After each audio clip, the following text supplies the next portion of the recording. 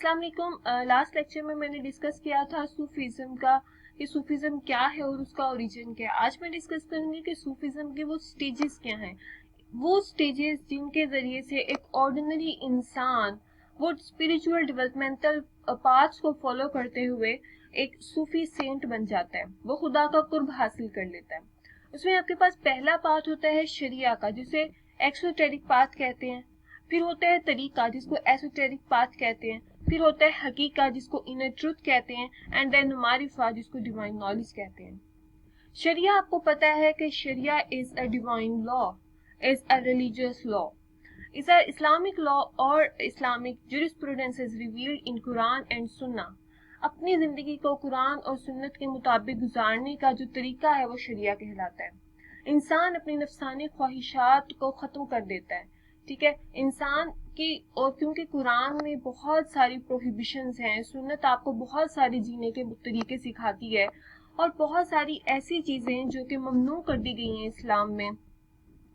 सबसे पहले जो सालिक होता है, यानी कि वो इंसान जो कि एक स्पिरिचुअल डेवलपमेंटल पाथ के ऊपर पहला कदम रखता है, तो वो शरिया को ही अपना पहला एक स्टेपिंग स्टोन बनाता है। ठीक है, आपके पास शरिया एक फाउंडेशन है एक इंसान का मारिफा तक पहुंचने के लिए, यानी कि उस लेवल तक पहुंचने के लिए जहां पर वो इनडायरेक्ट कम्युनिकेशन विद गॉड हो जाता है। शरिया के बेसिकली दो हिस्से होते हैं। शरिया में हम अपने जाहिर को साफ करते हैं, that is external purification, and then आप अपनी सोल को साफ करते हैं, इनर प्यूरिफिकेशन ऑफ सोल। आपको पता है कि दैट प्यूरिफिकेशन और the cleanliness is half of the faith.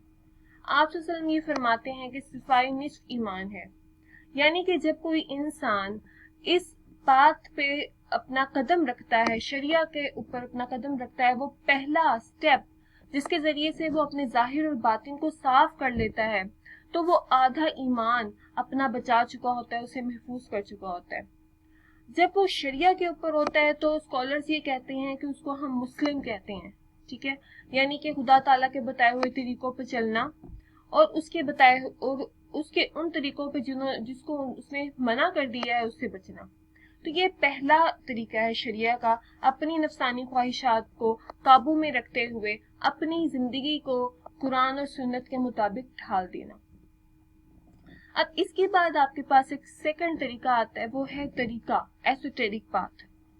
अब ये जो एसोटेरिक पाथ है, ये एक ऐसा रोड है जो कि जो सालिक होता है उसको मालूम नहीं होता कि वो किन किन स्टेजेस से उस पर से गुजरेगा और उस अल्लाह ताला का कुर्ब हासिल करेगा। यहाँ पर उसको शेख की जरूरत पड़ती है, क्योंकि शेख आपके पास एक वो मुर्शिद होता है, वो पीर होता है जो कि अपने शेख से वो सारे के सारे राज सीख चुका होता है और वो तरीका की मंजिल को तय कर चुका होता है। अब Sheikh are identified by the signs of God's grace that are evident, such as ability to perform miracles. अब यहाँ पर जो शेख होता है ना, क्योंकि वो सारे के सारे पाथ्स वो कर चुका होता है, कवर कर चुका होता है, और उसके पास वो एबिलिटी आ जाती है जिसके जरिए से वो उस सालिक के दिल को पढ़ सकता है, वो सालिक के दिल को पहचान सकता है। फिर वो शेख उसको जिक्र अस्कार के तरीके बताता है, फिर वो उसको नवाफिल के तरीके बताता है और उसको ये कहता है कि वो अपने फर्ज को अंजाम दे, ठीक है। और जब सालिक ये सब कुछ करता है तो उसके बाद उसकी जो इनर सोल होती है ना, वो अवेक कर जाती है। It's mean that is the enlightenment and awakening of the spiritual heart in तरीका। अल्लाह पाक कुरान पाक में ये फरमाते हैं कि that God's light must enter your heart. तो तरीका ही वो जरिया है जिसके जरिए से खुदा ताला की जो रोशनी है वो आपके दिलों तक पहुंच जाती है।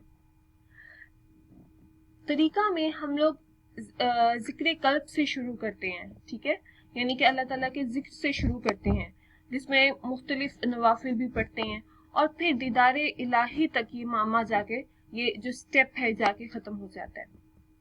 और इसमें आपका जो बेसिक गाइड होता है वो कौन है, वो शेख है, ठीक है।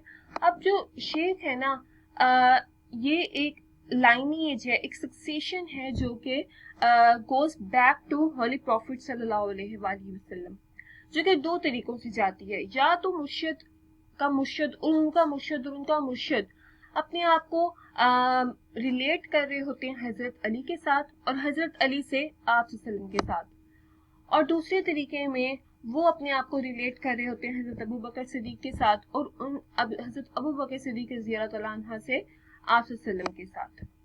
तो ये एक तरीका का सेकंड पाथ होता है। तो तीसरा तरीका हमारे पास, तीसरा स्टेज है हकीका का। So Hakika may be best defined as knowledge that comes from communion with God and knowledge gained only after tariqa is undertaken. अब इसमें जो इंसान होता है वो खुद, क्योंकि शेख ने उसे रास्ता दिखा दिया हुआ है, उसने तरीका की मंजिल को तय कर लिया हुआ है, उसका जो अपना हार्ट और बॉडी है वो प्यूरिफाई हो चुकी हुई है, उसका हार्ट इनलाइटन हो चुका हुआ है, वो एक स्पिरिचुअल जर्नी की तरफ चल पड़ा हुआ है और अब आ गया है वो हकीका की तरफ, जहां पर he will be in direct communion with God. ठीक है, सो ये एक मिस्टिकल पाथ है जहां पर वो नॉलेज को अटेन करता है when divine essence are revealed to him at the end of this journey. अब जब सालिक यहाँ तक पहुंचता है तो सूफी सेंट इस मरहले को अहले हकीका कहते हैं। वो कहते हैं कि हम लोग अहले हकीका हैं और अहले शरिया से स्टेप आगे आ चुके हैं।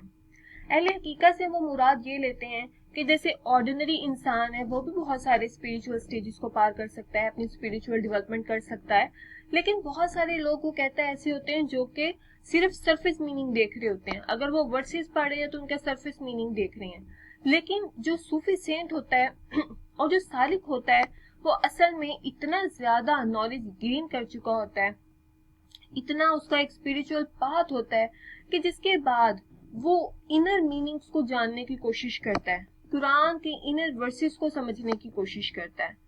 सो वो जो भी नॉलेज गेन कर रहा होता है वो खुदा ताला से उसको मिल रहा होता है।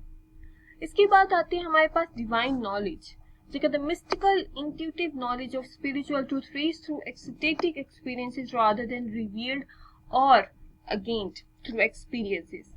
अब मारिफा एक ऐसा mystical knowledge of God है that is higher realities के बारे में आपको पता चलता है, ठीक है, गॉड के बारे में आपको पता चलता है। It's an ultimate goal of Sufism, जिसके बाद इंसान एक वो जो नॉलेज होता है ना वो उसको इल्यूमिनेशंस के जरिए से मिलता है, उसको अपनी इंट्यूशन के जरिए से नॉलेज मिल रहा होता है, ना कि वो नॉलेज उसके ऊपर रिवील होता है। जैसे आप सल्लम है ना, बहुत सारी चीजें ऐसी जो कि आप सल्लम को वो बजरिया वही नहीं मिली, लेकिन उनको एक इंट्यूशन हुआ उससे। जैसे जंग मुअत्ता में आप सल्लम ने जंग के हालातों वाकयात बयान किए, ठीक है, कि किस किस तरह से जंग होगी, कौन कौन कहाँ कहाँ पे खड़ा होगा, अलम किस किस के हाथ में रहेगा, तो वो सब कुछ आप सल्लम को अल्लाह पाक ने इंट्यूशन के जरिए से बता दिया था, तो उसमें रिविलेशन नहीं हुए थे।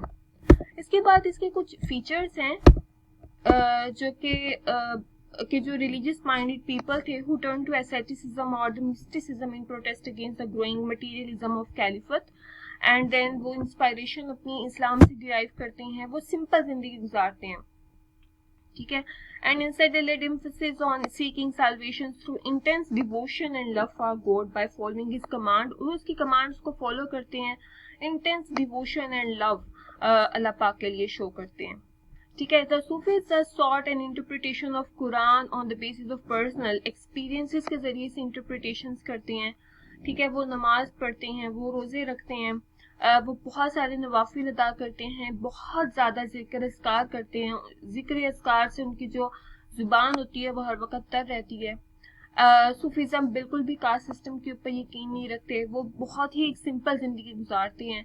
इसके अलावा जो सूफीज़ हैं वो उनके 12 ऑर्डर्स में हम इनको डिवाइड करते हैं, जिसमें ख्वाजा मोइनुद्दीन चिश्ती हैं, फरीदुद्दीन कंशकर हैं, इसमें निज़ामुद्दीन औलिया ETC, ठीक है, और जो सूफी सेंट होते हैं ये इनर प्योरिटी हासिल करते हैं। ये बहुत सारे ऐसे फीचर्स हैं जो कि आपको इजीली इंटरनेट पे अवेलेबल हो जाएंगे। अगर आपका कोई सवाल है, कुछ समझ नहीं आई आपको, तो आप पूछ सकते हैं। And till then take care, अल्लाह हाफिज़।